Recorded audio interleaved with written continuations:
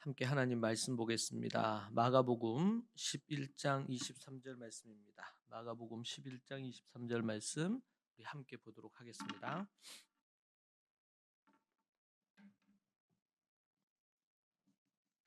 마가복음 11장 23절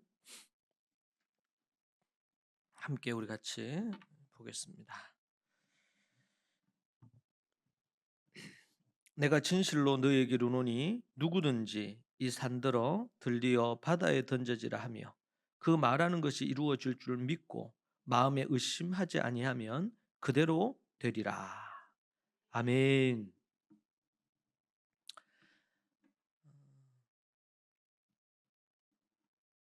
우리의 믿음은 결코 삶과 분리되어서는 안 됩니다.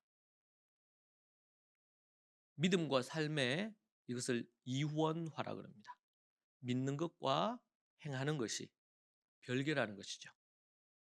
그럼 이것은 엄청난 위험을 갖고 있고 이것은 이단과 다르지 않는 그런 교회 내에 있는 아주 안 좋은 사상입니다. 십자가와 부활의 능력, 이것을 우리는 구속사라고 표현합니다. 예수 그리스도의 십자가와 부활의 능력, 이것이 바로 구속사다. 이 구속, 하나님 우리를 건져내신 것이죠, 죄에서. 그 다음으로 이제 이 구속사를 바탕으로 구속하신 목적이 하나님이 우리를 친백성으로 삼으시고 말씀의 사람이 되게 하시고 하나님의 뜻을 행하는 그런 목적을 가진, 목적을 이루기 위하여 우리 주님이 구속하셨습니다. 이것을 목적사다 그렇게 표현합니다. 그래서 한 영혼을 구원하는 것은 구속과 목적으로 완성이 됩니다. 그래서 죄인된 인간이 우리가 죄사함을 얻고 십자가의 은혜와 부활의 능력으로 거듭나는 역사가 있고 의롭다 칭함을 받았다. 이 여기까지가 구속사예요. 이 구속을 받은 자는 어떻게 해요? 하나님의 거룩한 백성으로서 성화의 삶을 살아야 되고 바른 삶을 살아야 되고 하나님의 계명을 지켜 행하는 삶을 살아야 됩니다. 구속의 관점은 이 성화에 비해서 매우 짧고 순간적입니다. 그러나 이 목적을 이루는 성화는 영화 예수 그리스도의 재림에 이르기까지 아니면 한 사람의 일생이 끝나는 그때까지 계속 쭉 지속되는 것입니다. 그래서 그것을 목적사와 구속사다, 구속사와 목적사다 이렇게 얘기했습니다. 한국 교회는 이 복음을 전하는 구원을 얘기하는 구속에는 많은 관심을 가졌습니다. 그래서 여러분들이 최소한 한 번 이상은 들었을 거예요. 구속사에 대해서, 구속에 대해서. 그런데 목적사라는 부분은 많이 못 들으셨을 겁니다. 우리를 구속하신 이유, 목적이 있는데 그 목적을 이루기 위해서 구속을 하신 것이지 구속 자체에 의미가 있는 것이 아니다. 그리고 성경은 어떤 학자들은 70% 이상이 이 목적사에 대한 이야기다. 그렇게 말을 하고 있습니다.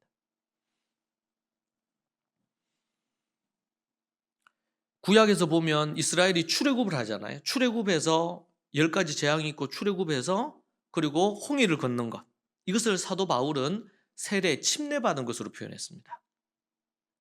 자, 그까지는 출애굽해서 홍해 건너는 사건까지. 요게 구속이라면 그 이후로 광야를 지나고 가나안 땅에 들어가고 가나안 땅에 딱 들어가면 여러분 가나안 땅이 빈터가 아니잖아요.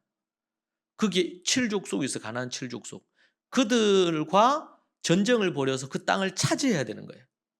가나안 땅은. 가나안 땅은 그냥 거저 주는 게 아니면 그까지 도착만 하면 그냥 주어지는 게 아니라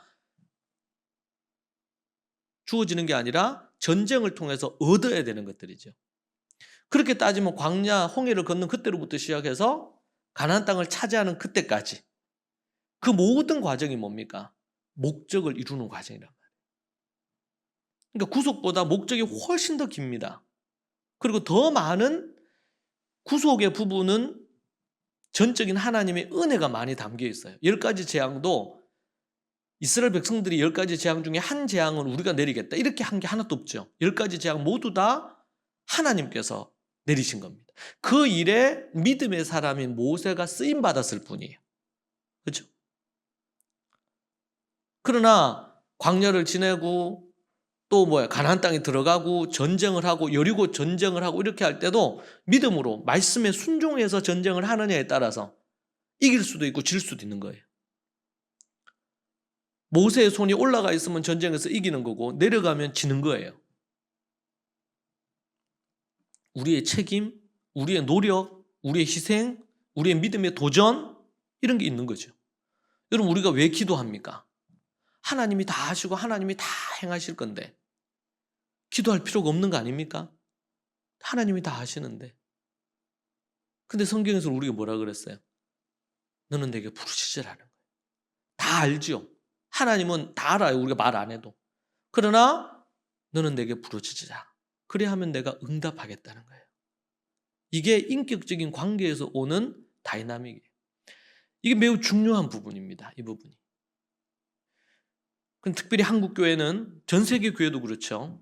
이 구속에 대한 강조점은 많았는데 내가 구원 얻었냐 못 얻느냐 이 부분에 대한 강조점은 많았지만 거기에 합당한 삶을 구원받은 자의 합당한 삶을 어떻게 살아야 되느냐 어떻게 살고 있느냐 이 부분에 대해서는 너무나 약했습니다. 이 성경 전체 66권을 정리할 때 우리는 지금 성경이라고 하지만 이스라엘에서는 1세기 당시에는 토라라 그랬습니다. 따라하시죠. 토라. 이건 가르침, 하나님의 법 이런 뜻이거든요. 이 토라라는 것은. 그래서 지금도 이스라엘에서는 예수님 믿는 유대인들이 이 토라라 그래요. 토라. 우리 저기 있는 두루마리 성경. 저 토라라 부릅니다. 토라. 히브리어죠. 히브리어로 토라라 그럽니다. 우리는 성경이라 그러고. 예. 그런데 원래 토라가 맞는 거예요. 예. 근데 시간이 지나면서 이제 성경이라고 그렇게 이제 이름 불리게 된 거죠. 토라라고 해서 틀린 게 아니에요. 어떻게 보면 더 원어에 가까운 거예요. 그 부분 자체가 맞는 부분이죠. 자, 근데 이 토라의 기초, 토라라는 것으로 하나로 얘기한다면 토라의 기초가 있는데 원리라고도 합니다. 토라의 기초와 원리가 뭐냐? 모세 오경이에요. 모세 오경이 토라의 기초이자 원리예요. 그래서 모세 오경을 너무 중요한 거예요. 지금 저기 있는 두루마리 성경도 모세 오경이 기록되어 있어요.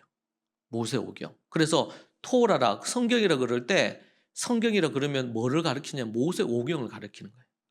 구약 성경 말라기까지 전체를 가르치지 않고 1차적으로는 모세 오경을 가르쳐요. 그래서 예수님이 어떤 그 귀신을 쫓아내거나 아니면은 또 예수님을 시험했을 때 그때 사용했던 것이 다 모세 오경에서 말씀을 사용했어요. 모세 오경은 모세가 직접 시내산에서 하나님께 말씀을 받은 거예요. 그대로 받은 거예요. 하나님이 또 기록해서 주신 거예요. 그래서 이걸 이제 모세 오경 토라라 그럽니다. 1차적으로. 좀 더 넓은 의미에서는 말라기까지 창세기부터 말라기까지를 토라 성경이라고 이렇게 얘기를 했습니다. 1세기 당시까지만 해도 초대교회 때는 초대교회 1세기 당시에는 신약 성경이 아예 없었죠. 신약 성경이 정해지는 것은 3세기입니다. 3세기 돼서야 이제 이 구원이 완성된 부분에 대한 것을 합니다. 마가복음, 그 도마 복음서도 있고 복음서도 정말 많았어요. 그 중에서 딱 4권만 정경으로 확정이 된 거예요. 네. 서신서도 정말 많았습니다. 그 중에서 딱 뽑은 거예요. 그래서 총 27권으로 뽑았어요. 그리고 27권 중에서 이건 배치를 어떻게 할 거냐. 지금 마태복음부터 요한계시록까지 이 순서가 이게 작성한 시기별로 순서로 한 게 아니거든요. 가장 오래된 책이 마가복음으로 봐요. 제일 먼저 된 책이. 순서가 다 달라. 서신서도 순서가 다 달라요. 순서로 매긴 거 아니에요. 언제 기록됐느냐에 따라서 그 제일 빨리 기록된 순서대로 한 게 아니에요. 이 신약 성경의 구도를 이렇게 한 거를 순서를 어떻게 만들었을까요? 구약 성경에서 가져온 거예요. 구약 성경에 모세 오경이 있죠. 역사서 있죠. 그래서 모세 오경과 같은 역할을 하는 게 신약이 뭐예요? 사복음서. 그래서 딱 배치를 한 거야, 사복음서. 역사서. 어? 우리 창세기, 출애굽기, 민수, 신명기, 여호수아, 사사기, 룻기, 사무엘상하, 역대상하, 열왕기상하 있잖아요. 이건 역사서예요, 역사서. 그래서 그 다음 책이 뭐예요? 사도행전. 역사서죠, 역사서. 그래서 배치를 이런 형태로 배치를 원래 성경은 토라라 그러면 모세오경 그리고 말라기까지의 구약 성경. 여러분 신약의 제일 마지막 책이 뭡니까? 요한계시록. 이건 뭐예요? 예언서. 구약으로 가보면 예언서가 어디에 나옵니까? 제일 뒤에 나오죠. 예언서. 그죠? 대선지서, 소선지서 이렇게 해가지고 총 17권이 뒤에 배치되어 있잖아요. 그래서 요한계시록이 제일 뒤에 있는 거예요. 예언서. 그러니까 이게 그냥 이렇게 만들어진 게 아니에요. 많이 생각하고 고민하고 이렇게 하면서 만들어졌어요. 자, 그러면은 이 신구약 성경은 구약과 신약은 원래 이름이 구약과 신약으로 불린 게 아니에요. 그 성경 그러면은 1세기, 3세기까지는 성경 그러면 이 모세오경 아니면은 말라기까지 성경이에요. 예, 오게. 그 지금도 이스라엘 백성들은 모세오경을 반드시 일독하죠. 그리고 연구해요. 그리고 다른 성경은 부분적으로 봐. 모세오경을 가장 중요해요. 왜요? 이게 원리, 기초, 나무로 얘기한다면 뿌리에 해당되는 거예요. 모세오경. 자, 그런데 이걸 토라로 간 토라의 기초가 뭐예요? 모세오경. 두 번째, 토라의 삶. 이 모세오경을 원리로 한 삶을 어떻게 사느냐. 그 얘기가 역사서예요. 이 원리대로 살았느냐? 그러면 하나님께서 칭찬하시고 그 원리대로 모세오경의 말씀 따라 계명 따라 살지 않으면 하나님의 심판을 받아요. 그래서 역사서 여호수아, 사사기, 룻기, 사사기에도 보면 하나님의 말씀 따라 믿음의 선한 삶을 살면 복을 주시고 그렇지 않으면 하나님의 징계를 받고 이게 계속 순환이 되잖아요. 사사기에서. 그렇죠? 사사기뿐만 아니라 사무엘상하, 역대상하. 그래서 성경에 보면 뭐가 나와요? 여러 왕들이 쫙 나와. 근데 그 왕들을 얘기하면서 이 왕들이 선한 왕들은 누구를 따르고 다윗을 따랐더라. 악한 왕들은요?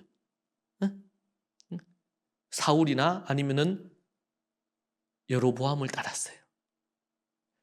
그가 다윗의 길을 걷지 않았다. 다윗은 어떻게 살았다는 거예요? 모세오경의 말씀을 따라 순종하며 살았고 사울 왕이나 여로보암은 그렇게 않게 살았다. 역사에서 평가가 되는 거예요. 그 왕이 하나님 앞에 인정받는 왕이냐 그렇지 않는 왕이냐. 여러분 이스라엘에 가면요 다윗보다도 누구를 더 위대하게 생각하냐면 사울 왕을 더 위대하게 생각해요. 왜냐하면 사울 왕이 더 강력한 왕권을 가졌어요. 힘이 있었어요. 그래서 더 존경해. 인간적으로. 그런데 성경을 보면 누구를 하나님이 더 위대하게 보셔요?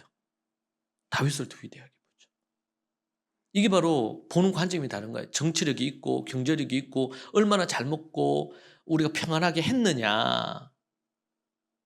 그 왕에 대한 평가가.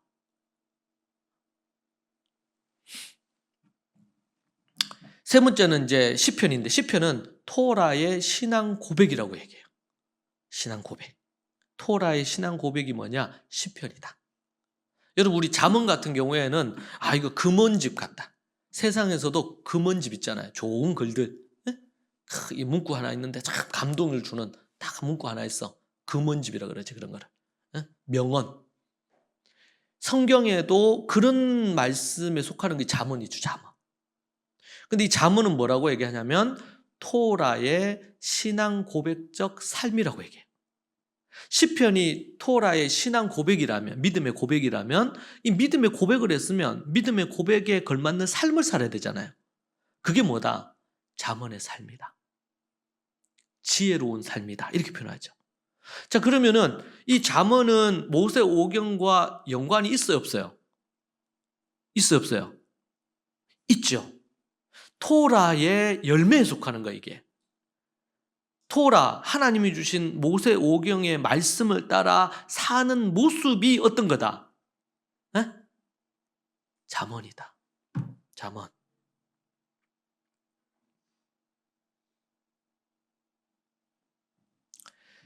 그리고 토라의 신앙 고백적 삶의 예언이 있어요, 예언. 예. 그 예언이 선지서입니다. 선지서. 자, 이게 다 뭐와 관련해서 토라라는 부분에서 다 연관이 있어요.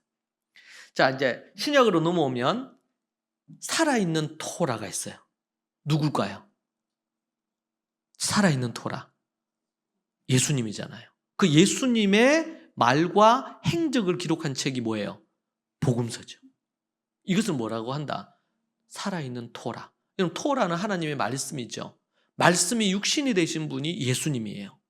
그래서 이걸 살아있는 토라라고 얘기하는 거예요. 그리고 기록된 토라와 살아있는 토라의 만남을 통한 폭발적인 어떤 성장이 있는 책이 뭐냐? 사도행전이에요. 기록된 토라, 우리가 성경이죠. 그런데 살아있는 토라는 뭐예요? 예수 그리스도예요. 말씀이 육신이 되신 예수님이, 말씀이신 그 예수님이 육신으로 이 땅에 오심으로 말미암아 이 땅에 폭발적인 놀라운 성장과 역사가 일어나는 그 이야기가 사도행전. 그리고 이제 살아있는 토라를 통한 삶의 이야기. 그 뭘까요? 서신서. 살아있는 토라, 예수님을 만난 이들이 어떤 삶을 살아야 되는지에 대한 이야기. 그게 서신서에 나오는 거예요. 마지막으로 이 토라가 완성이 돼요. 어떻게 완성이 돼요? 어디서? 요한 계시록에서 완성이 돼요. 그래서 토라가 완성이 되고 끝이 나는 거예요. 네. 토라의 기초부터 시작해서 토라의 완성까지. 그리고 이것은 뭐예요? 한 권의 책이 한 권의 책.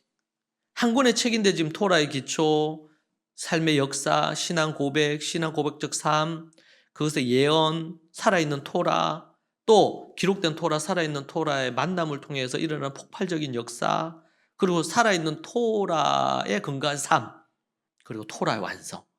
이렇게 해서 이 챕터, 둘, 넷, 여섯, 여덟, 한 9가지 정도의 챕터로 해가지고 이것이 한 권으로 되어 있는 것이 우리가 갖고 있는 성경이라고 해요, 성경. 자, 앞에서 제가 믿음과 삶이 이원화됐다, 분리됐단 말이에요. 믿음은 구원 얻는다. 이 말은 맞는 얘기예요. 그런데 믿으면 구원 얻는다는 말은 반은 맞고 반은 틀려요. 믿기만 하고 행하지 않으면, 그 믿음이 열매로 나타나지 않으면 그것은 거짓이라는 것이 예수님이 말씀하신 말씀이에요. 마태복음 7장 말씀이죠. 주여 주여 하는 자가 다 천국에 들어갈 것이 아니고 하나님의 뜻대로 행하는 자가 천국에 들어간단 말이에요. 그래서 우리가 믿음을 얘기할 때 믿음이 있노라 하고 행함이 없으면 어떤 믿음이에요? 그거는 죽은 믿음. 토라의 원리가 나와요. 기초가 나와요. 어디에? 모세오경에. 그 원리를 바탕으로 해서 어떤 삶을 살았느냐, 그 역사서에 나오잖아요. 그 삶이 열매가 있고 바른 삶이어야 돼. 여러분, 제가 이번 주에 말라기 말씀 통독을 하는데 누가 이 성전문을 닫았으면 좋겠다. 왜냐면 너무 타락한 거예요. 그런데 여러분 그거 아세요? 그렇게 타락했는데 예배하러 나와서 뭐예요? 피의 제사는 드려요. 찬양도 불러요. 말씀도 들어요. 다 해. 종교적인 행위는 다 해요. 성전에 와서. 그런데 하나님이 뭐라 그럽니까? 마음에 없는 피의 제사 더 이상 안 받겠다는 거예요. 그래서 성전 문을 닫았으면 좋겠다. 성전 문을 닫아다오.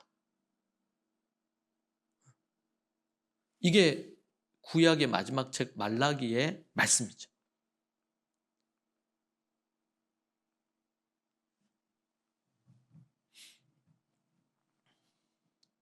믿음과 삶이 이원화될 때, 분리될 때 그것은 이미 더 이상 믿음이 아닙니다. 그래서 성경은 앞에서 얘기한 것처럼 토라의 기초부터 시작해서 토라의 완성까지 계속 반복되는 게 뭐예요? 원리가 나오면 삶이 나오고, 신앙 고백이 나오면 신앙 고백에 맞는 삶이 있어야 되고, 살아있는 토라가 있으면 그 살아있는 토라에 합당한 삶이 있어야 돼요. 남편들아, 아내들아. 근데 우리는 예수님이 우리를 위해 십자가에 달려 죽으시고 우리에게 생명 주시고 구원 주셨다. 여기에는 우리가 너무 할렐루야, 아멘 하면서 반응해요.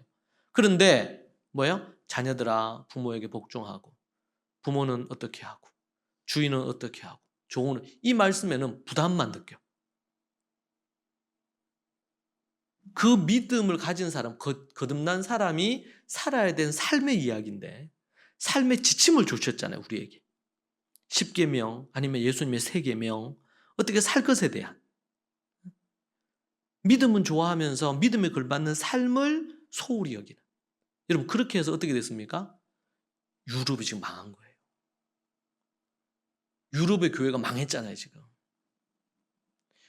정말 그나마 생명력을 갖고 믿음으로 있는 교회들이 몇몇 교회가 있죠. 근데 기독교 인구가 2%가 안 돼요. 유럽이. 우리에게 복음을 전해줬던 그곳이 앞으로 더 심각해질 겁니다. 더 심각. 하나님이 징계를 내리신 거예요. 거기가 뭘로? 무슬림들이 지배하는 거예요. 동성애가 합법화되고 갖가지 하나님이 기뻐하시지 않는 법들이 만들어지고 성적으로 타락해가고 그런 것들이 일반화되어지는. 제가 지난번에 캐나다 갔을 때도 그렇고 미국 갔을 때도 그렇고 도시마다 데모한다면 부모들이. 왜냐면은 이미 유치, 초등 저학년 때부터 그러한 그런 제3의 성교육을 하니까 부모들이 반대를 하는 거예요. 그런데 이미 정책적으로 결정되고 진행이 되니까 아무리 반대를 해봤자 어떻게 할 수가 없어. 너무나 많은 부분에 변화가 있는 거예요. 이것은 어떻게 보면 법적으로 우리가 어떻게 해야 된다? 물론 그런 노력해야 돼요. 그런데 저는 더 근본적으로 믿음과 삶이 분리된, 하나님을 떠나 있는 거죠. 하나님을 떠나 있는. 우리는 자칫 잘못하면 교회 나와서 예배드리고 종교 생활을 하면 그 사람의 믿음이 있는 것으로, 그리고 그 사람의 어떤 구원이나 믿음에 대한 어떤 확인 없이 직분들도 막 주죠. 집사 직분도 주고 직분 줍니다. 심지어 신학교에서 그 사람이 진짜 거듭났는지 이런 거 확인 없이 목사 한 수도 줘요.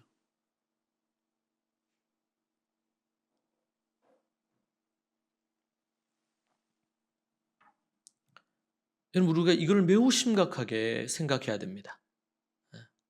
심각하게.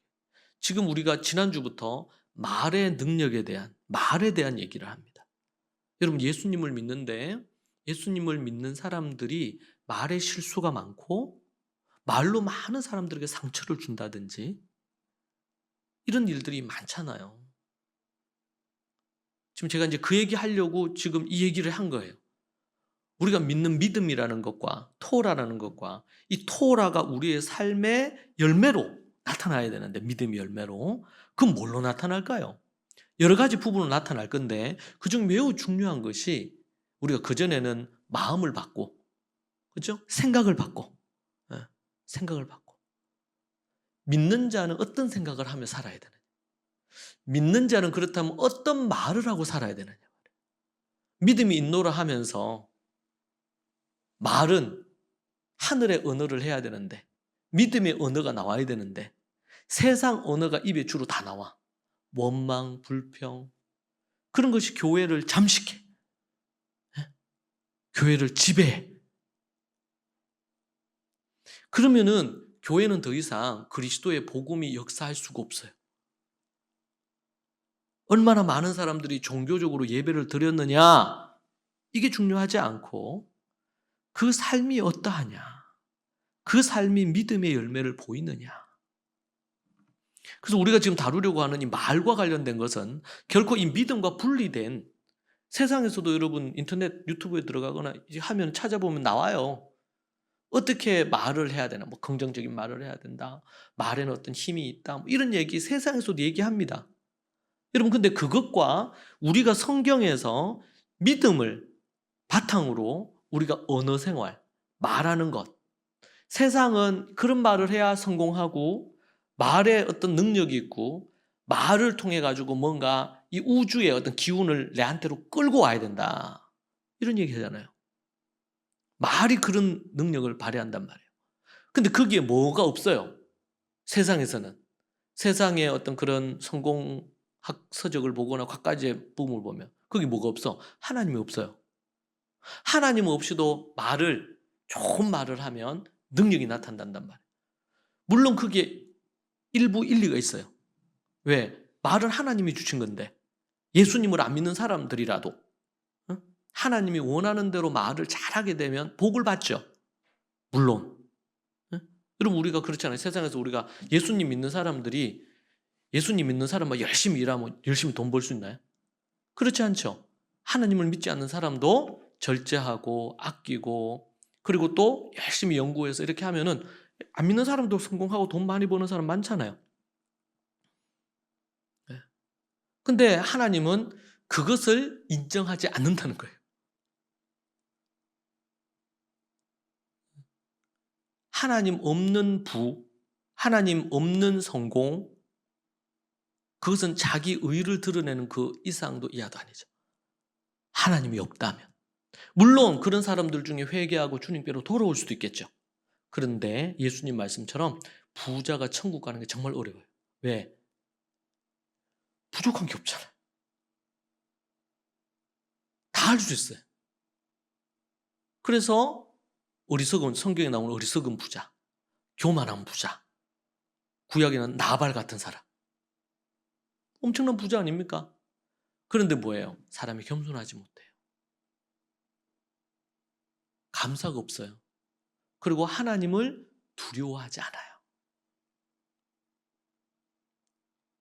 그런 사람에게 이 부는 어떤 의미일까?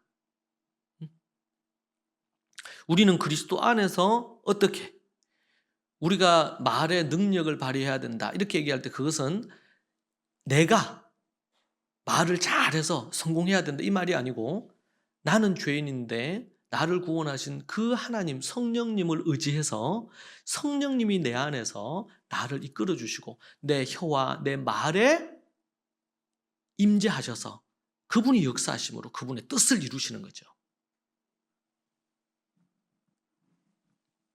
그런 부분에서 우리는 우리가 믿는 바와 우리가 갖고 있는 복음과 우리 언어 사이에, 그래서 여러분 보세요. 서신서 대부분을 보면 지금 우리 로마서를 보고 있는데 로마서 1장부터 1장 2장에서 인사말 나오고 기본적으로 나오고 3장부터 시작해서 구속에부터 해서 쭉쭉쭉쭉 해서 8장으로 가면요, 견인과 영화, 하나님께서 하시는 거, 3장부터 8장까지가 이게 뭐예요? 원리예요. 원리. 9장 10장 11장은 이제 이스라엘에 대한 이야기예요. 이스라엘을 하나님 버리셨느냐? 아니다. 이 얘기하면서 8장 9장 10장 11장 나오고, 그래서 로마서를 크게 두 구역으로 나누면 하나는 전반부, 뒤에는 후반부. 1장부터 11장까지는 원리, 교리, 원칙에 대한 이야기고 12장부터 16장까지는 뭐예요? 삶에 대한 이야기. 그래서 12장부터 그 뒤에까지 16장은 이제 마지막 이제 동력자들 이름 나오면서 인사하는 거고 12, 13, 14, 15장까지를 읽다 보면 뭘 읽는 것처럼 느껴지냐면 잠언을 읽는 것처럼 느껴져. 야고보서를 읽는 것처럼 느껴진단 말이에요. 야고보서에는 원리나 뭐 이런 거 별로 없어요. 야고보서는 구약의 뭐와 같아요? 구약의 잠언과 같아요. 그러니까 잠언에는 하나님을 경외해라, 뭐 하나님 앞에서 어떻게 해라, 이런 원리가 길게 안 나오고 장황하게 안 나오고 삶의 지침들만 쫙쫙쫙쫙 해서 짧게 해서 쫙 나오잖아요. 31장까지. 그것처럼 야고보서가 그런 패턴으로 써놨어요. 그래서 야고보서를 쭉 읽다 보면 예수 그리스도가 없이도 읽을 수 있어, 거기는. 왜? 거기에는, 그래서 믿음이 있노 행하며 죽은 믿음이다, 이것도 거기 나오는 거잖아요. 이 새치 혀가 혀 하나로 온 산을 불태우는 거예요. 말이 얼마나 중요한지에 대한 얘기를 하죠. 게으르냐? 어떻게 해요? 어? 계미에 가서 배우라. 잠언에서 그렇게 나오잖아요. 그게 예수님이 있습니까? 하나님이 있습니까? 뭐가 있습니까? 그러니까 금언집하고 비슷한 거예요. 그냥 딱 보면. 응? 그냥 이게 성경이라고 잠언이라고 안 하고 그냥 어디 글구 하나를 써놓으면 이게 크리스찬들이야 그건 성경인지 알지 모르는 사람은 참 좋은 글이네 이렇게 나올 거 아니에요. 게으른 자의 계미에게 배워라 이렇게 얘기하면. 그런데 그것이 뭘 바탕으로 나온 거라고 이 잠언이. 똑같은 말이라 하더라도 잠언에 나온 이 구절들은 모세 오경을 기반으로 나온 거예요. 하나님을 믿는 사람이 이렇게 살아야 된다. 게으르면 안 된단 말이에요. 음욕을 품으면 안 된단 말이에요. 응? 부자가 되려 애쓰지 말라 그러잖아요. 부자가 되려 애쓰면 안 돼요. 주님의 원리를 따라 부지런히 했더니 아브라함도 이삭도 야곱도 부자가 됐잖아요. 부가 따라와야 되는 거지 부를 쫓아가면 안 된다. 지혜롭게 하나님 앞에서 지혜롭게 믿음으로 살면 지혜롭다고 할 때는 구체적인 지침을 얘기하는 거예요. 지침을 따라 살면 물질의 부가 따라와요. 이게 정상적인 원리예요. 응? 안 그러니까 어떻게 해요? 우리가 구원 얻고 믿음 생활 하기 위해서는 교회 나오고 그러고 나서는 주일을 땡 하고 교회를 나갈 때는요. 그때부터 세상 원리로 사는 거예요. 예수 믿는 사람도. 왜? 세상에서는 속이고 거짓말하고 이렇게 해야지 성공할 수 있으니까. 누군가를 막 눌러서 그 위에 서야지 성공할 수 있으니까. 그렇죠? 이걸 이원론적인 삶이에요. 그래서 요즘 보면요. 여러분 드라마나 영화나 이런 데 보면 묘사가 기가 막히게 돼 있어요. 교회? 아니면 어디 뭐 권사? 아니면 목사? 교회?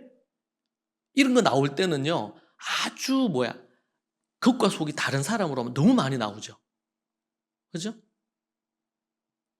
최근에 뭐 학폭 이런 것 때문에 나왔던 더 글로리는 거기에도 보면 목사, 교회, 그리고 그 학폭을 행했던 그 주동자 중에 한 명이 목사님 딸이잖아. 근데 마약하고 드라마의 한 배경은 온통 교회만 나와요. 물론 의도적인 교회를 향한 핍박일 수도 있겠지만 한 면으로 보면 기독교인들이 교회가 겉과 속이 다른 믿는 것과 행하는 것이 다른 그것에 대한 어떻게 보면 비판일 수도 있어요.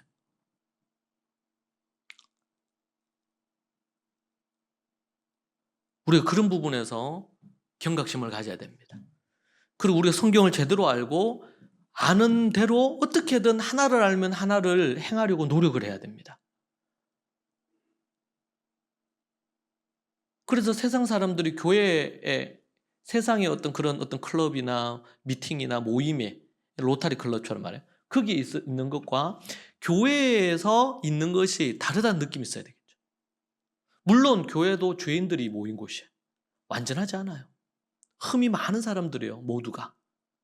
그런데 어찌하든지 간에 서로 사랑하려고 하고 서로 이해하려고 하고 서로의 허물을 덮으려고 하고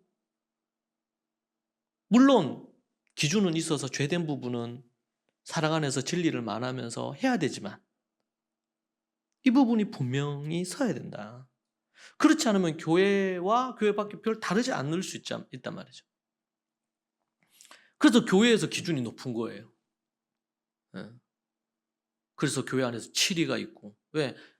양심을 버리고 악을 행하고 그렇게 한다면 치리하도록 돼 있는 거죠. 자, 그런 의미에서 우리가 이 언어 생활은 참 중요합니다. 말하는 거. 교회를 10년, 20년, 30년 다녔는데도 말을 표현하는 게 성숙하지 않아. 참 이거 안타까운 일이에요. 근데 성경은 우리에게 말에 대한 얘기를 정말 많이 해요.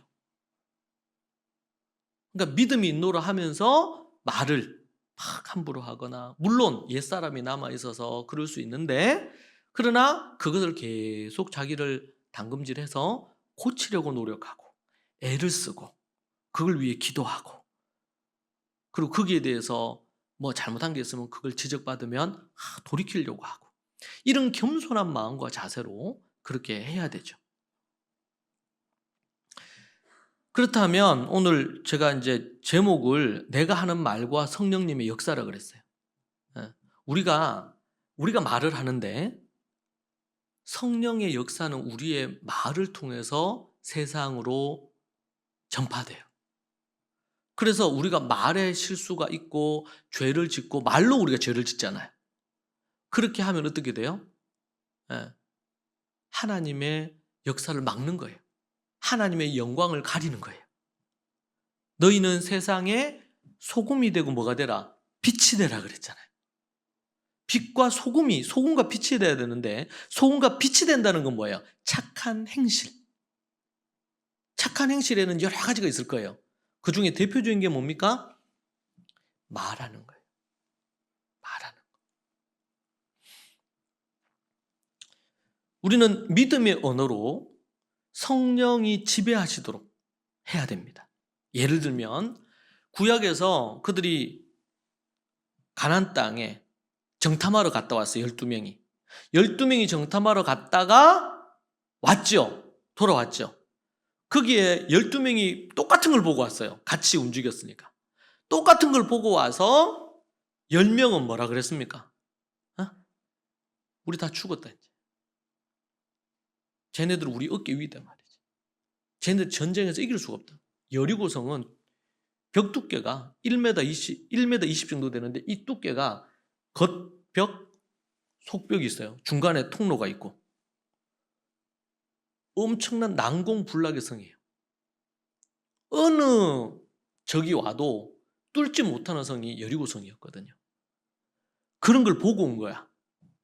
물론 적과 꿀이 흐르는 기가 막힌 땅이다. 그런데 저들은 거인이다. 우리가 이길 수가 없다. 저들에 비해 우리는 메뚜기다. 응? 그리고 저들의 성은 이거는 뚫을 수 있는 성이 아니다. 저거는.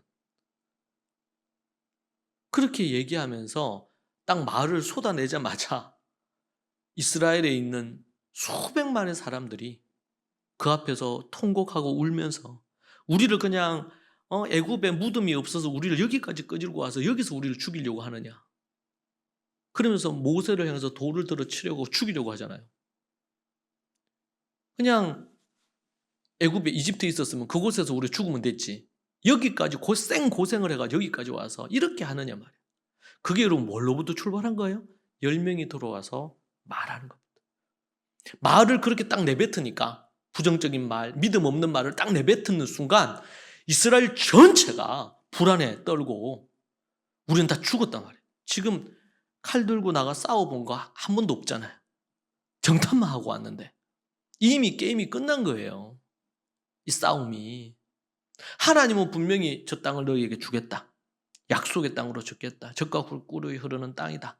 내가 반드시 너희들에게 주겠다. 그렇게 하나님은 얘기했어요. 이미. 이건 아브라함 때부터 약속한 거잖아요. 약속의 땅이라고 저기가. 그들의 말이 이스라엘을 망하게 한 거예요. 여러분, 그래서 여러분 출애굽해가지고 그까지 가는데 한 40여일이 안 걸립니다. 그 믿음 없는 말 때문에 하나님이 화가 나셨어요. 진노하셨어요. 그럼 뭐예요? 광야에서 20세 이상 싹 다 죽이기로 정하신 거예요. 그래서 그들이 죽을 때까지 돈 거예요. 계속. 뺑글뺑글 돌았어요. 광야를. 40일이면 할 곳을 40년을 돌았으니 그게 뭐로부터 나온 겁니까? 믿음 없는 말 때문에 그래요. 여러분, 이게 얼마나 무서운지 몰라요. 믿음 없는 말. 그런데 여호수아 갈렙은 어떻게 합니까? 똑같은 걸 보고 갔죠. 똑같은 두께의 성벽도 봤고, 정말 기골이 대단 그런 인물도 봤어요. 거인들도 보고 다 봤어요. 근데 여호수아 갈렙은요, 똑같은 걸 보고 와서 하는 말이 저들이 우리의 밥이다 말이지. 하나님이 우리와 함께 하시면, 얘기한 거 다 맞는데 하나님이 우리와 함께 하시면 저들은 우리의 밥이야. 올라가서 우리가 저 하나님이 우리에게 약속하신 땅을 차지하자. 이렇게 얘기를 하잖아요. 그런데 이미 믿음 없는 부정적인 말에 사로잡힌 이스라엘은 여호수아 갈렙이 그 얘기하는데 막 돌 들어서 막 죽이려고 하는 거야, 여호수아 갈렙을. 이 맹신자들아, 여호수아 갈렙 보고 미친놈들아. 현실적으로 봐야지. 아무리 하나님이 약속했다고 한들 이게 전쟁을 하려면 계산을 해야 되는데 이길 수 있는 상황이 아니란 말이지, 지금 상황 자체가.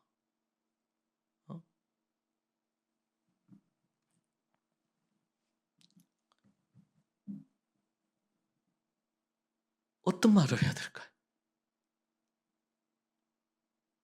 무턱대고 그냥 긍정의 말을 한다고 다 좋은 건 아닐 겁니다. 그러나 하나님이 분명히 말씀하셨잖아요. 내가 너와 함께하고 반드시 땅을 차지하게 하겠다. 약속하셨잖아요. 약속의 말씀을 믿어야 되거든요. 그리고 믿음의 말을 해야 되거든요. 이게 대표적인 게 여호수아 갈렙이 얘기하잖아요. 하나님이 우리와 함께 하시면, 조건이 딱 붙어요. 하나님이 우리와 함께 하시면 저 가나안 땅, 저 대단한 성과 그리고 화려한 군대를 갖고 있는 저들을 하나님께서 저들을 밥처럼 그냥 삼켜버리신다고. 믿음의 말이 정말 중요한 겁니다. 여러분, 믿는 자들이 하는 말에는요, 그 안에 성령님이 믿는 자들과 함께 하시기 때문에, 내주하시기 때문에 성령님의 역사가 동반이 돼요. 성령님의 일하심이 동반이 됩니다. 믿음의 말을 선포해야 돼요. 오늘 우리가 읽은 말씀에도 그 말씀이 나오잖아요. 다시 볼까요? 한번 띄워주실래요? 마가복음 11장 말씀 같이 한번 읽어보시죠.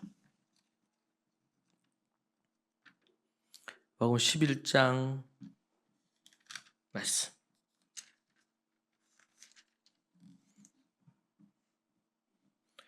같이 읽을까요? 내가 진실로 너희에게 이르노니 누구든지 이 산더러 들리어 바다에 던져지라 하며 그 말하는 것이 이루어질 줄 믿고 마음에 의심하지 아니하면 그대로 되리라.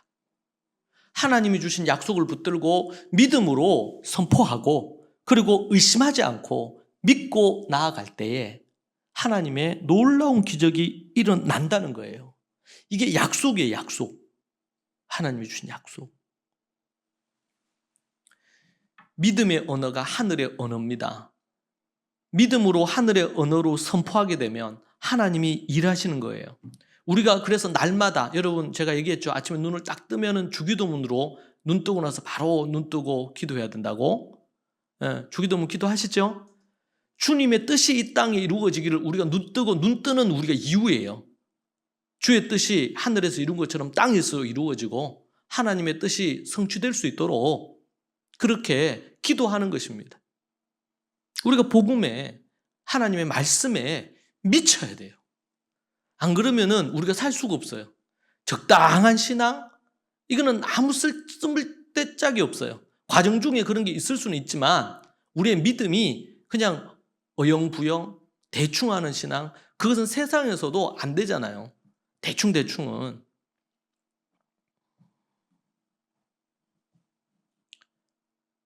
나의 목표, 나의 꿈을 하나님의 말씀에 근거해서 믿음으로 선포하고 그럴 때 하나님의 놀라운 믿음의 역사가 일어나는 거예요.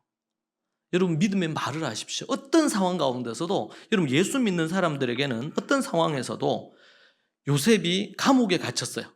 누명을 뒤집어 쓰고 막 안주인을 급탈하려고 했다는 거예요. 새빨간 거짓말이지. 그렇게 해서 감옥에 갇혔어요. 억울한 누명 뒤집어 쓰고 감옥에 갇혔죠. 그런데 그때에도 그가 하나님을 믿으니 형통케 하셨다. 감옥에서도 형통한 거예요. 세상에서는 보면 저 요셉 저거 감옥에 있고 말이지, 죄수란 말이지. 누가 그들떠나 봅니까? 안 보지. 근데 하나님은 요셉을 보시는 거예요. 그가 정결함, 성적인 정결함을 지키기 위해서 누명을 뒤집어 쓰고 감옥에 갇힌 거예요. 의로운 거예요. 세상에서는 더럽고 막 주인한테 배은망덕하게 말하지, 여주인을 겁탈하려고 한 정말 나쁜 놈이죠. 더러운 놈이고. 그런데 하나님이 보실 때 의롭고, 그래서 하나님이 그 총리로 만드는 과정 속에 시련으로 훈련시키고 다듬으시는 거예요.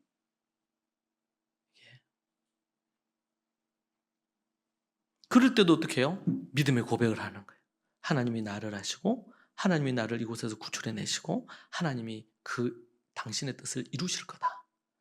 그러니까 예수님 믿는 사람은 억울한 누명을 뒤집어 써도 할렐루야예요.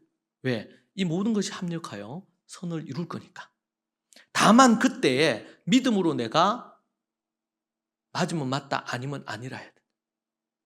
마태복음에 산상수훈에 나온 것처럼 맞으면 맞다, 아니면 아니라. 그걸 분명히 하면 돼요. 그리고 믿음으로 그렇게 했더니 핍박이 있어요. 고난이 있어요. 가난이 몰려와요. 어려움이 있어요. 근데 주 안에서 형통한 거예요, 그거는. 이게 관점이 전혀 다른 거예요. 요셉이 감옥에 갇혔는데 하나님이 그를 형통케 하셨더라. 형들에 의해서 팔려가지고 노예가 됐어요. 하나님이 그와 함께 하심으로 형통케 하셨더라. 다 형통. 그가 총리가 되면 형통된 게 아니에요. 우리나라에서는 이 땅에서 자식이 뭐 좋은 대학 가고 뭐 성공한 직업 갖고 어떤 걸 하고 이렇게 하면은 뭐예요? 형통케 되다. 하나님이 복을 주셨구나 이렇게 생각한단 말이에요. 근데 요셉은 감옥에 있어도 형통한 거예요. 노예로 있어도 형통한 거예요. 왜? 주님을 믿고 주님 앞에 하나님을 경외하며 사니까 그걸로 하나님께서는 오케이. 근데 우리는 세상의 관점으로 자꾸 뭐 눈에 보이는 거, 사람들이 어떻게 여기는 거, 여기에 너무 관심을 갖는 거예요. 근데 주님은 그렇게 안 여기시거든요. 히브리서 11장에 보면 믿음으로 다니엘처럼 사자굴에 들어갔지만 살아나는 이가 있는가 하면 믿음으로 하나님 앞에서 톱으로 몸이 잘린 순교자들도 많거든요. 히브리서 11장 뒷부분으로 가면. 그러면은 다니엘은 승리자고 그냥 사자의 밥이 되고 톱으로 몸이 잘려서 죽은 순교자들은 그럼 실패자냐? 아니죠. 똑같이 하나님 앞에 복받은 인생들이죠. 상황에 따라서 사자의 입을 막으시기도 하고 때로는 사자의 밥이 되기도 하시는 거예요. 그러면 순교자들은 몽땅 다 순교 안 하고 다니엘처럼 다 뭐 해야 돼요? 사자의 입을 막아가지고 다 살려주셔야 되잖아요. 그게 하나님의 뜻이냐? 그렇지 않아요. 하나님의 필요에 따라 살리시기도 하고 순교의 제물로 받으시기도 한 거예요. 순교의 제물로 바쳐지는 것만큼 귀한 게 없어요. 예. 여러분 우리가 믿음의 언어로 나아가야 됩니다. 그것만이 우리가 진정으로 형통한 길이고 복받는 길인 줄로 믿습니다. 이 신경외과 의사는 이런 말을 한대요. 이런 얘기를 했어요. 인간의 언어 중추 신경이 모든 신경을 지배한다. 이건 제 얘기가 아니고 외과 의사가 이 얘기를 했다는 거예요. 인간의 언어 중추 신경이 언어와 관련된 그 중추 신경이 모든 신경을 지배한대요. 그래서 여러분 때로는 한 번씩 그런 얘기 듣죠. 뉴스에. 정말 불치병인데 죽을 밖에 없는 상황인데 계속 감사하고 긍정적인 어떤 말들을 하고 이렇게 하는 것으로 또 어떤 경우는요 막 계속 웃는 거야. 하루 몇 시간씩 웃어요. 예.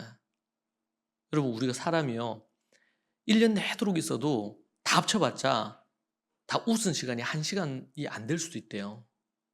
어린애들은 많이 웃는데 이래도 웃고 저래도 웃고 막 그렇잖아요. 예? 어디 뭐 소가 똥 만들고 그거만 굴러가도 웃는 데잖아. 어린애들은. 근데 사람이 살다 보면 각박해져가지고 어른이 되고 나면 웃지도 않아. 웃을 상황에서도 안 웃어. 그죠? 안 웃어. 계속 심각해요 그냥. 그러니까 1년 내도록 365일 사는데 하루가 아니고 1시간도 웃은 시간 다 합쳐봤다 1시간도 안 될 수도 있겠죠. 근데 웃음 치료라는 것은 이건 뭐 학적으로 이제 증명된 건 아닌데 그게 계속 하루에 아침에 웃고 점심에 웃고 저녁에 웃고 계속 웃는 거예요. 근데 웃으면 하나님은 우리의 몸 안에 우리가 모르는데 우리 몸 안에 몸을 치유하는 그런 호르몬들이 나오는 거야. 그래서 웃음 치료 뭐 이런 부분들 들어보셨죠? 그런 부분들이 전혀 의학적으로나 과학적으로 근거가 없는 건 아닌 것 같아요. 언어 중추 신경이 모든 신경을 지배하는 거예요. 그래서 어떤 어려운 상황이 있습니까? 여러분 그럴 때 우리는 사단이 우리를 낙심케 하고 좌절케 하고 부정적인 생각하게 하고 우울하게 만들고 하잖아요. 그럴 때 어떻게 해요? 긍정적인 말들 하고 잘 될 거다. 예? 그 말이지. 이 또한 지나갈 거다. 어떤 어려움도 지나가요. 근데 그거를 지나갈 거라 생각 안 하고 거기에 함몰돼서 좌절하고 절망하고 막 빠져 있으면 어떻게 돼요? 안 좋은 거예요, 마음이. 그래서 참 안타까운 것은 우리나라가 자살률이 1위잖아요. 예. 정말 인생은 살 만한 가치가 있고 누구나 행복할 수 있어요. 근데 그 행복이라는 것이 어려움이 있다고 행복이 없어지는 게 아니고 우리의 마음가짐을 어떻게 갖느냐에 따라서 행복은 달라지는 거예요. 사랑하는 여러분, 우리가 어떤 상황과 어떤 환경에서도 믿음의 언어를 크리스찬들은 놓치면 안 돼요. 믿음의 언어로 고백해야 되고 그 입이 땅의 말이 아니라 하늘의 말, 믿음의 말을 해야 돼요. 정탐꾼 사건을 기억하십시오. 우리는 여호수아 갈렙처럼 얘기해야 돼요. 예. 갈렙이 어떻게 합니까? 그렇게 하고 나서 40년이 지났어요. 그리고 나서 가나안 땅 정복하면서 아낙 자손 가장 거칠고 가장 험한 그 산으로 돼 있는 그 지형을 그 갈렙이 얘기하잖아요. 여호수아가 지도자니까. 우리에게 저 땅을 주십시오. 우리가 저기를 차지하겠다고. 노년에 정말 성경의 위대한 인물 중에 한 사람 꼽으라면 갈렙일 거예요. 40년 전에 그렇게 얘기하고 40년이 훌쩍 지나가지고 이제는 완전히 그냥 노년이 됐어요. 그런데 그가 뭐라 그럽니까? 이 산지를 내게 주옵소서. 주님이 나와 함께 하시면 내가 저 땅을 우리가 차지할 것이라고. 가장 다른 족속이 다른 지파가 안 가려고 하는 곳이 그곳은. 근데 내가 여기 가겠다.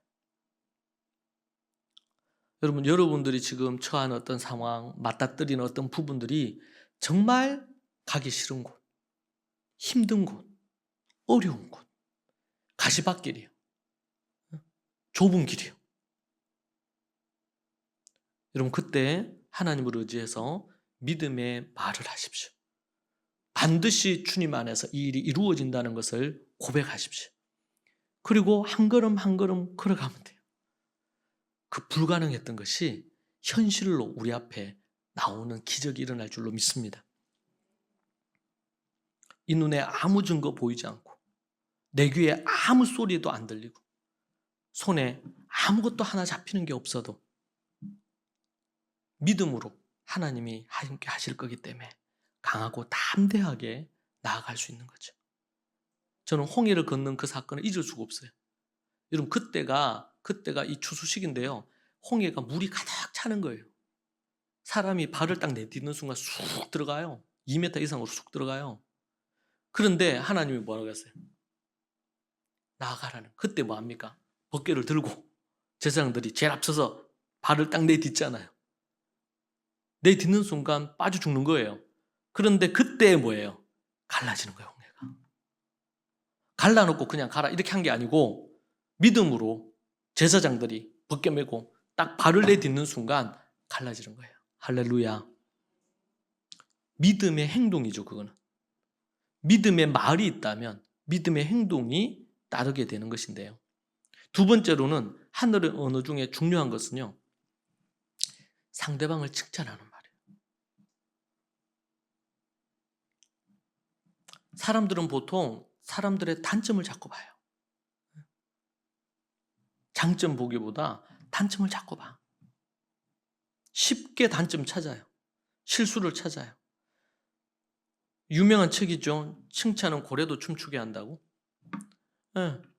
이 저자가요. 어느 날 거기 수족관 갔는데 거기 보니까 이 거의 뭐 엄청나게 큰 고래가 이 조련사의 어떤 행동 하나 말 한마디에 얘가 막 묘기를 부리고 하더래요. 너무 이게 충격을 받은 거야. 그걸 보고는. 그런데 옆에서 자세히 취재를 하면서 옆에 지켜보니까 어떻게 그걸 하는지 잘 보니까 이 조련사가 말 한마디 하는데 그 한마디 한마디 말하는 것이 이 돌고래에게 칭찬하는 거예요. 칭찬. 그래서 이제 그분이 큰 도전을 받고 충격을 받아서 그 책을 씁니다. 여러분은 평소에 칭찬이나 격려나 인정해 주는 말을 많이 하는지, 아니면 좀 깎아내리거나 원망하거나 이렇게 하는 말들을 평소에 우리가 하는지. 우리 자녀들도 그렇잖아요. 우리가 부모가 부족하고 연약한 게 있지만 감사하다 그러고 고맙다 그러고 부모님 이렇게 해주셔서 너무 감사하다고, 그런 말을 들으면요 부모가 힘이 나거든 이게. 그런데 뭘 해줘도 원망하고 뭘 챙겨줘도 감사해야 하지 않고 그러면요, 예. 저는 우리 제 딸들에게 애들 어릴 때 그 얘기했거든요. 예? 그런 자식은 난 안 키운다. 그런 자식은. 예.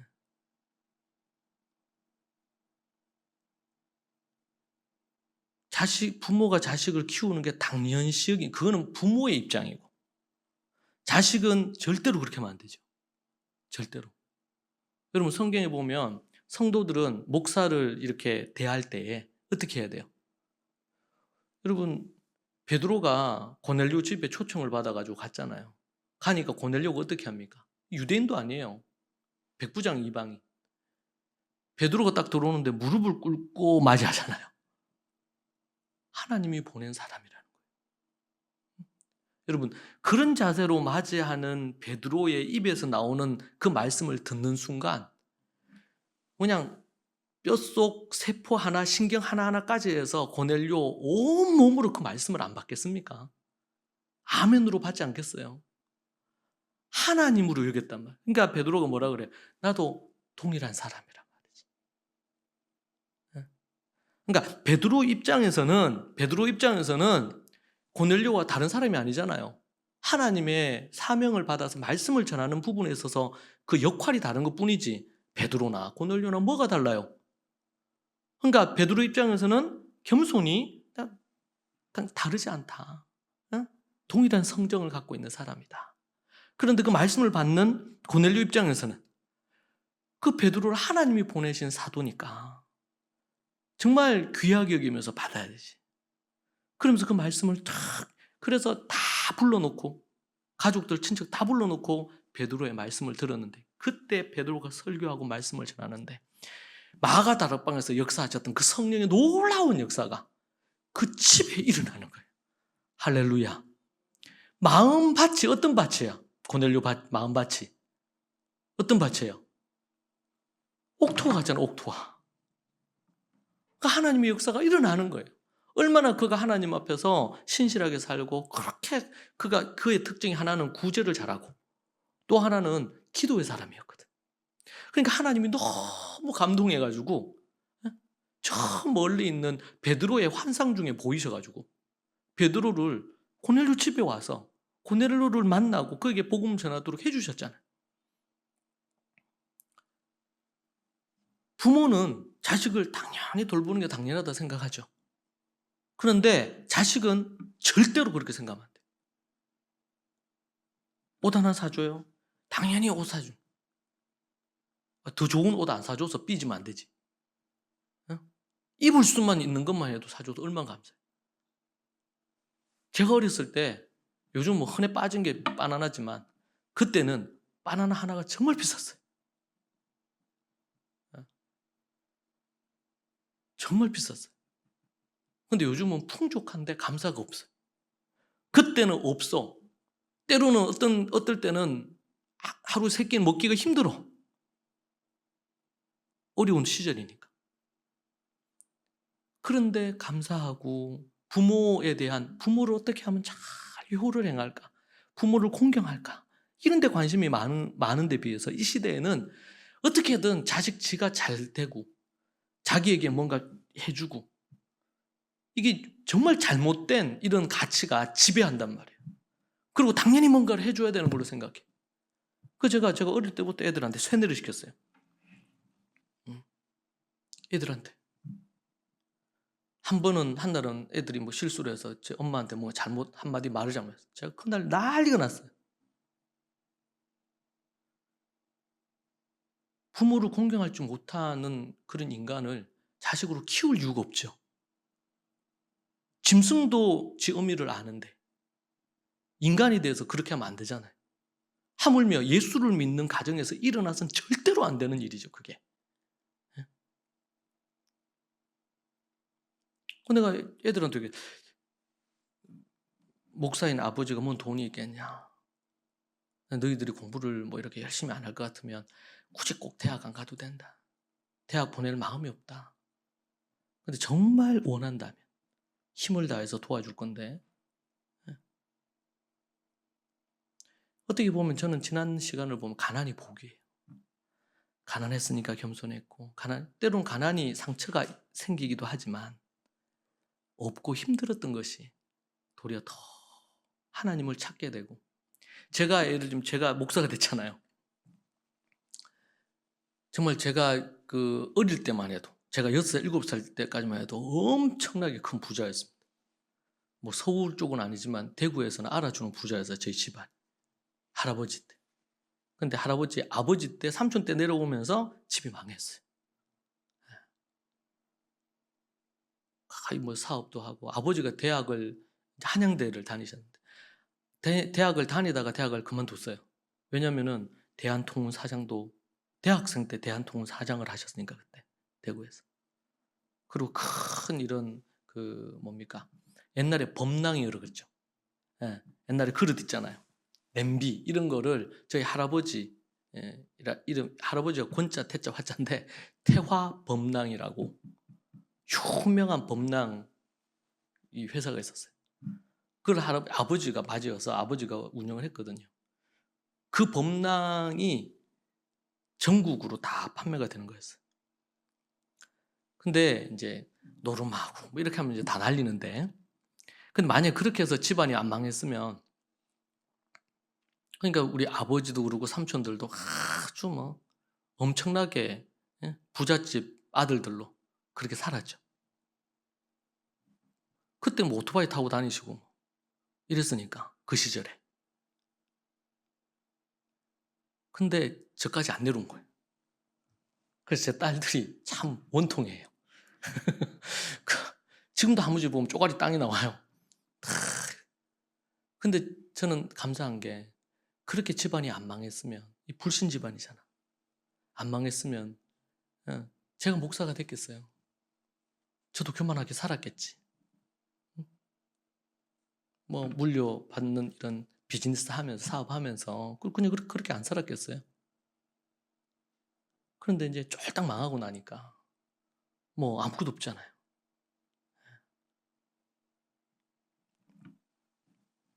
감사하죠. 그래서 믿음의 1세대가 되고, 저희 어머님, 제 아버님, 그리고 제 처가도 그렇고 다 예수님, 대부분 다 예수님 믿고, 제가 예수님 믿음. 그리고 집에 목사 하나 나오니까 이거는 부담을 다 가죠. 목사가 나오니까, 제가 종손인데 목사가 나오니까 고민하는 거예요. 내가 얘기도 안 했는데 교회를 가야 되나 말아야 되나. 목사 안수를 받는 그때 전후로 좀 많이 달라지더라고. 목사 안수 받을 때에 사람들이, 그전에는 장모님도 그렇고 우리 기남이, 제 동생도 그렇고 다들 이제 전도사로 있을 땐 부담만 가지고 있어. 아이고, 그렇구나. 근데 목사 안수 받으니까 자원해서 와서 이제 교회를 좀 다녀야 안 되겠나. 이제 사위도 목사가 됐는데 내가 이래가 되겠나 이러시면서 얘기를 하더라고. 동생도 그렇고. 그러면서 이제 발걸음을 했던 게 참 지금까지 믿음 생활을 하거든요. 망하는 것도 복이라. 뭐가 안 되는 것도 복이에요. 아니 그렇지 않았으면은 참 더 죄를 많이 짓고 엄청난 타락의 삶을 살았을 거야, 돌아보면. 뭔 얘기하다 이 얘기가 나왔습니다. 우리가 어떻게 해도 우리의 말에 믿음의 말, 그리고 또 칭찬하고 격려하는 말 많이 하고 그렇게 가야 될 줄로 믿습니다. 그래서 여러분, 아닌 건 아닌 거고, 긴 건 긴 거고, 아무것도 두려워하지 마십시오. 하나님 앞에서 아니면은 그냥 아닌 거예요. 맞으면 맞는 거고. 우리가 그렇게 믿음으로 하나님 앞에 나아갈 때에 하나님께서 여러분이 말의 권위와 말의 힘을 갖게 하는 그런 일들이 일어날 줄로 믿습니다. 그래서 여러분 부모들이 우리 아이들에게도 딱 권위를 갖고 얘기해야 됩니다. 하나님 앞에서. 한마디 딱 하더라도, 그리고 그 말에 권위가 있고 말을 한마디 하고 나면 그 뱉은 말은 반드시 걷어 들여야 돼요. 예. 양보하면 안 돼요. 믿음으로 그렇게 해야 됩니다. 때로는 당장은 좀 아플 수도 있고 그럴 수 있지만 모든 부분들이. 예. 그래서 저도 이제 제가 목사로 일을 하면서 가장 어려운 게 뭐냐면 사랑 안에서 진실을 말해주는 게 참 힘들어요. 왜냐면은 그 말하면 마음 상할 것도 알고 때로는 삐질 것도 알고, 근데 잘못된 길로 가면 안 되잖아요. 왜곡된 어떤 그런 것에 머물러 있으면 안 되잖아요. 참 이게 어려운 부분이에요. 우리 학생들에게도 그래요. 학생들에게도. 뭐 좋은 게 좋은 걸로 하면. 어떤 경우는 뭐 선생님들이요, 좋은 걸로 해서 그냥 아이들한테 좋게 하는 경우가 있어요. 저는 되게 그거 싫어해요. 그러면 잘못된 길로 인도하는 거거든요.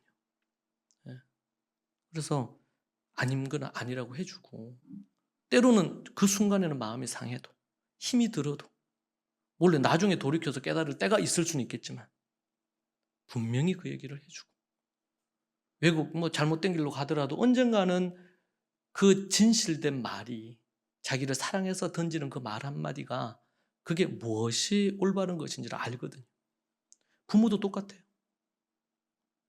목사인 저만 그런 게 아니고, 그래서 영적으로 깨어있고 분별해서 말하고 이끌어주는 건 너무 중요한 부분입니다. 그럴 때 여러분 두려워하면 안 돼요. 용기가 필요해요. 목사인 제가 어떤 부분에 대해서 사랑하기 때문에 때로는 권면, 그건 용기가 필요하죠. 때로는 따끔한 책망도 필요할 때가 있거든.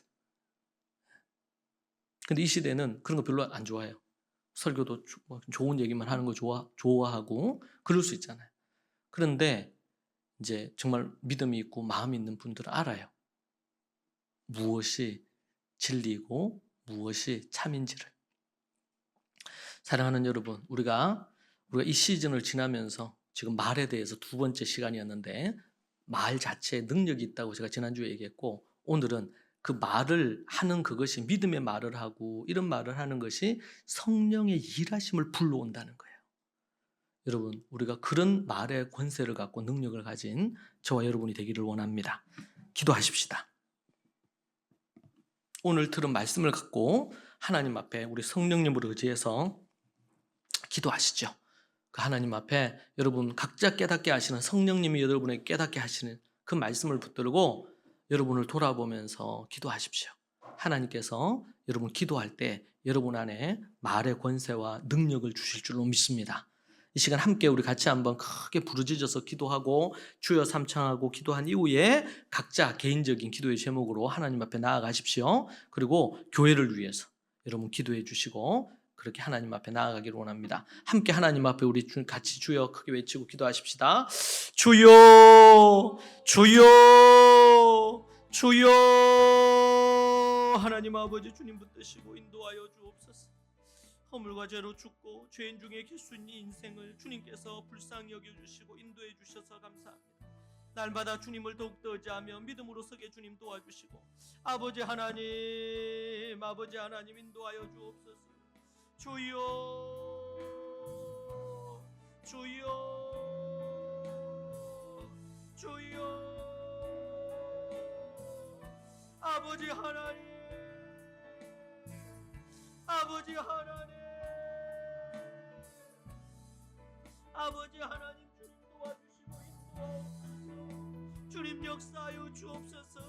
아버지 하나님, 믿음의 말을 담대히 아버지 하나님 역사해 주시고 주님 도와주시옵소서. 아버지 하나님,